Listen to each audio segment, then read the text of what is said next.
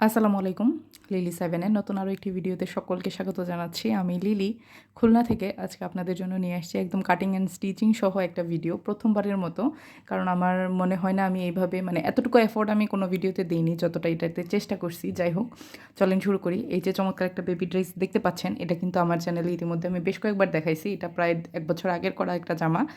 আর এই জামাটা আমার বাচ্চার গায়ে খুব সুন্দর ফিটিং হয়। তো এটার মাপে আমি আরও একটা জামা বানাবো। আর আপনারা যারা আমার রেগুলার ভিউয়ার্স আছেন তারা জানেন যে আমার পছন্দটা সবসময় ছোট, ছোট ফ্লোরাল প্রিন্ট বা মানে ক্যাজুয়ালি যে প্রিন্টগুলা থাকে না যে সবসময় পরা যাচ্ছে বা চোখে বাজতেছে না, দেখতে একটা সফট কাজ করতেছে চোখে, ভালো লাগতেছে।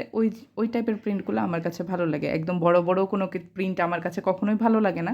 ২-১টা ব্যতিরেকে হতে পারে, কিন্তু আমার কালেকশনে এখনও বড় প্রিন্টের কোনো কিছু নাই। ব্লকের কাজগুলো যখন আমি করি তখন সেটা অন্যরকম প্রিন্টের হয়ে থাকে। আর ব্লকেটটা টোটালি এই প্রিন্টের চেয়ে আলাদা। সেটা যাই হোক, তো চলেন দেখি কি করি এটাকে প্রথমে কাজ করার সময় আমি অনেকক্ষণ হিসাব কষে নিচ্ছিলাম, কারণ বেশ অনেকদিন হচ্ছে 3 লেয়ারের যে বেবি ফ্রকটা থাকে সেটা অনেকদিন আমি করা হয় না। তার জন্য একটু ভালোভাবেই করতেছিলাম, কোনটায় কতটুকু যাবে। তো এইভাবে আমি সেট দিয়ে নিচ্ছিলাম যে এত ইঞ্চি করে যাবে, এত বার করে এত পিস নিতে হবে। তারপর সেই পিসটাকে কেটে জয়েন করে কুচি দিয়ে নিতে হবে। জিনিসটা খুবই ইজি, কিন্তু কাটার আগে এবং কাপড় মাপ নেওয়ার আগে একটু ভালোভাবে মাথাটা খাটিয়ে হিসাব করে নিতে হয় যে কত ইঞ্চি করে কয়টা প্লেট আমাকে বের করতে হবে। জাস্ট এইটুকুই, এছাড়া কোনো কিছু না। আমার হয় কি যে আমি তো আসলে বারবার বলি যে আমি খুবই স্লো, আমার সহজে অনেক দেরি করে ফেলছি করে না। তো যেটা আমি করতে পারি সেটাকে আবার আমি সহজে ভুলি না। এই জিনিসগুলো কাটিং এর যেহেতু অনেক ফাংশন থাকে, প্লাস আমার নিজেরও ব্যক্তিগত অনেক কাজ থাকে, আমি সো মাচ যারা আমি আস্তে ধীরে করার চেষ্টা করি। আমার কাজটা আমি শেয়ার করি সাথে, যখন আমি যে কাজটা আছে সেখানে সেটাতে আমি প্রিফার করব। আর আমার কাছে মনে হয় কাজটা দ্রুত শেষ করা যায়। আমি লিলি 7 এ শেয়ার করি, এটা ভাবে স্লোলি সেটার প্রেজেন্টেশনটা সুন্দর হয়। আর সেটা নামটা সাজানো করি কিন্তু ছোট ভাবে দিয়ে হয়, এরকম একটা জিনিস। লিলি 7 আমি আমার সাথে ঘুরে করার চেষ্টা করি, এখন শেয়ার করি। সেটা হচ্ছে যে বললাম ভিডিও দেরি করে দেওয়ার প্রধান কারণ হচ্ছে বের করে নেওয়ার চেষ্টা করছি। তারপর এই জয়েন করব, জয়েন প্রেশার যাচ্ছে বাচ্চার সাথে, ভেবেছিলাম তো বাচ্চা দেয় না, সাথে ফ্যামিলির মায়েদের দেখা দিতে হয়। আমি ওই প্রেশারটা দেইনি, সাথে হচ্ছে কাজের একটু ওই প্রেশারের জন্য কাজটা একটু কম হচ্ছে, কাজে ফোকাসটা কম দিতে পারছি। আর কাজে যখন আমি কাজ করতেছি ঠিকই, কিন্তু ক্যামেরাটাকে বলে ফ্লোরাল প্রিন্ট বা ক্যামেরা যারা অ্যাকচুয়ালি ভিডিও করে তারা কিন্তু জানে যে আসলে কাজ করা যতটা সমস্ত গজ ক্যামেরা ধরে কাজটা করা ঠিক ততটা সময় সাপেক্ষ করে সেই অর্ডারগুলো কঠিন হয়ে যায় তা না, কিন্তু সময়টা অনেক বেশি হয়। কোনো শাড়ি যে ওই টাইমটুকুতে 3-4টা কাজ করে ফেলা যায়। আলাদা ক্যামেরার সেটআপ বা কোনো ওয়ান পিস পছন্দ হয়েছে সেটার সাথে ওড়না বা পায়জামা আলাদা আমি হয়তো মেপে মেপে, তো সেই ধরনের সমস্ত প্রোগ্রাম মাথায় রেখে এটাই দেওয়ার চেষ্টা মাথায় রেখে কিন্তু আমরা এই ধরনের কাস্টমাইজ অর্ডারটা নিয়ে থাকি। আর এটা কিন্তু খুবই একটা কঠিন একটা কাজ, যে কোনটার সাথে কোন কালার মিলবে, কোনটা মিলবে না, আদৌ আমি সেটা মার্কেটে পাবো কি না। তো যাই হোক, সব কিছু মিলে কাজ করতে হলে তো একটু রিস্ক নিতে হয়, সব কিছু মাথায় রেখে এইভাবে কাজটা করে থাকি। আর এখন যেহেতু শীতকাল চলে আসছে, এই শীতকালে কিন্তু বাচ্চাদের অনেকভাবে সিজন চেঞ্জ হয়। তো সিজন চেঞ্জের রোগ ব্যাধি একটু বেশি হয়, কাশ তো হতেই থাকে। তো বাচ্চাদের কিন্তু আমরা চেষ্টা করি ফুল স্লিভের ড্রেসগুলো বেশি পরাতে, সেই সাথে একটু মোটা পশমি কাপড় পরাতে, ঠিক আছে। তো পশমি কাপড়ের মাঝে আছে হচ্ছে ফ্যানালিন কাপড়, আর ফ্যানালিন কাপড়টার অর্ডার কিন্তু সাজনী বুড়ি নিচ্ছে তার পেজে। আপনারা চাইলে সেখানে ইনবক্স করতে পারেন, প্রিন্টগুলো দেখে আসতে পারেন। যদি সেটা পোস্টের নিচে চলে যায়, একটু কষ্ট করে ইনবক্স করে দিবেন, আমি আপনাদের সেটা ইনবক্সে দেখাই দিব।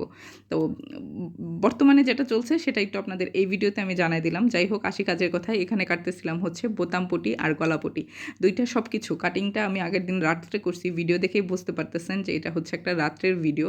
এটা আমি রাত্রে একদম কেটে কুটে সাইড করে রাখতেছি, সকালবেলা হচ্ছে সেটাকে আমি সেলাই করব। তার জন্য, কারণ আমার কাছে একসাথে কেটে একসাথে সেলাই করা একটু টাফ লাগে, আমার প্রেশার বেশি লাগে।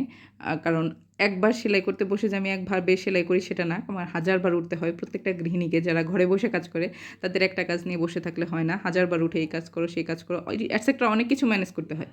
আর ইলেকট্রিক মেশিনের এটা হচ্ছে অনেক বড় একটা সুবিধা, ববিন কেসের সুতা আপনাকে কোনো প্রেশার নিয়ে ভরতে হবে না, কোনোভাবে মুখে নিয়ে হাতে নিয়ে সুতা ধরে কোনোভাবে ভরতে হবে না, জাস্ট এখানে দিবেন না, সুতো পুট হয়ে যাবে। এটা সাচের জ্যাক মেশিনেও এরকম একটা সুবিধা আছে, এটার জন্য আমাকে খুবই ভালো লাগে, অল্প সময়ের মাঝখানে খুব কষ্টের একটা কাজ শেষ করে দেয়।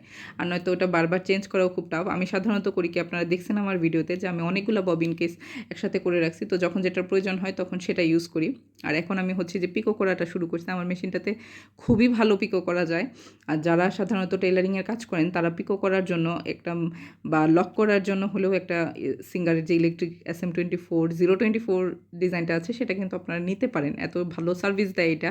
স্পিড একটু কম থাকতে পারে, আপনাদের তো জ্যাক মেশিন বা পা মেশিন আছেই, আর সেটা তো থাকবেই টেলারিংয়ের কাজে, সাথে কিন্তু এই মেশিনটাও দরকার পড়ে। যারা ভাবছেন নিবেন তারা দেরি করবেন না, তারা নিয়ে নিবেন। দেখেন একসাথে কত প্রোডাক্টের কথা কতভাবে প্রমোশন করে দিচ্ছি। ভিডিও করতে আসলে ভিডিও মেকিংয়ে এত কিছু বলতে হয়। যাই হোক, যার প্রয়োজন যে কথাটা যতটুকু কথা যার প্রয়োজন সেটা তার জন্য নিশ্চয়ই উপকারী হবে।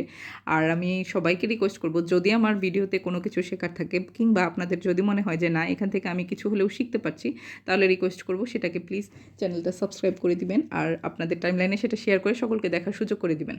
এখন যে কাজটা করতেছি এটা ছিল লেয়ারের যে ড্রেসগুলো সেলাই করা হয় তার মাঝে খুবই টাফ একটা কাজ। আর আমি যেহেতু কুচি দেই নাই, এটা আরেকটু মানে কঠিন হয়ে যাচ্ছিল। একটা উপরে দিয়ে আরেকটা নিচে দিয়ে এটা আসলে ম্যানেজ করাটা একটু টাফ হয়। তারপরেও একটু চেষ্টা করছি ঠিকঠাক কাজটা করার জন্য। এটা হচ্ছে মানে কুচি দিলে তো দুই পাশে এক পাশে দিয়ে আমি সেলাইটা করতে পারতাম, কিন্তু এখানে যেহেতু কুচি হয় নাই, একটা প্লেট হচ্ছে নিচে গেছে, আরেকটা প্লেট পিকো করার ফলে যে অংশে পিকো করা দেখতেই পাচ্ছেন সেই অংশটা হচ্ছে উপরের দিকে আসবে। আর উপরের দিকে আসার ফলে দুটাকে সমানভাবে ধরতে হচ্ছে। যদি একটা বড় কিংবা একটা ছোট হয়ে যায় তাহলে নিচের যে ঝুলটা থাকবে সেটা কিন্তু ক্লিয়ার ভালো লাগবে না। ড্রেস তো সাধারণত একটা বানানো হলো, বানানোর পরে সেটা গায়ে পরে নিলাম হয়ে গেল এমনটা কিন্তু না। যে কোনো ড্রেসই মানুষ সাধারণত পরে তার সৌন্দর্যটা যেন অনেকটা সুন্দরভাবে প্রকাশ পায়, অনেক সুন্দর, বেশি সুন্দর লাগে। এটার সাথে আমি পায়জামাটাও কাটিং করে নিয়েছি। পায়জামা কাটিংটা খুবই ইজি ছিল, সেটাকে আলাদাভাবে বলার বা দেখানোর কোনো কিছুই নাই। ছোটো বাচ্চাদের একসাথে পায়জামা অ্যাজ ইউজুয়াল যেমনটা হয়। আর বলে দিই কাপড়ের পরিমাপটা, এখানে আমি 2.5 গজ পরিমাণ টোটাল কাপড় নিয়েছি, যেটা দিয়ে 2.5 হাত বহরের একটা ফ্রক হয়েছে 7 বছরের বাচ্চার, সাথে কিন্তু পায়জামা হচ্ছে। নিচের পোর্শনটা টোটালি সেলাই করার পরের একটা অবস্থা। এখানে হাতার দিকটাতে আমি হচ্ছে সেলাই করে নিছি, আর পরের যে অংশটা ছিল সেটাতেও আমি হচ্ছে সেলাই করে পিকো করে রাবার দিয়ে ঘটি হাতা হবে যেহেতু, সেই কাজটা করে নিছি। ভিডিওতে আমি শুরুতে বলেছিলাম যে চেষ্টা করব সর্বোচ্চটা দেখানোর জন্য, তো জানি না কতটুকু পারছি, তবে চেষ্টা করছি পার্টে পার্টে দেখে বোঝানোর জন্য। তো এই হচ্ছে টোটাল ফাইনাল লুক। পায়জামাটা আমি দেখাতে পারলাম না, একসাথে পায়জামা, সেটা আমারই দেখানোর কিছু নাই, কিন্তু এত কাজের মাঝখানে এতটুকু যে শেয়ার করতে পারছি তাতে আমার অনেক বেশি ভালো লাগতেছে। কেমন হয়েছে সেটা আপনারা জানাবেন। আর যদি চান আপনার বাচ্চার জন্য এইভাবে কাস্টমাইজ করে বেবি ড্রেস লিলি 7 থেকে কিংবা সাজনীবুড়ি থেকে নিতে পারেন, ডিসক্রিপশন বক্সে আমি লিঙ্ক দিয়ে দিব। Thank you so much. শীঘ্রই চলে আসবো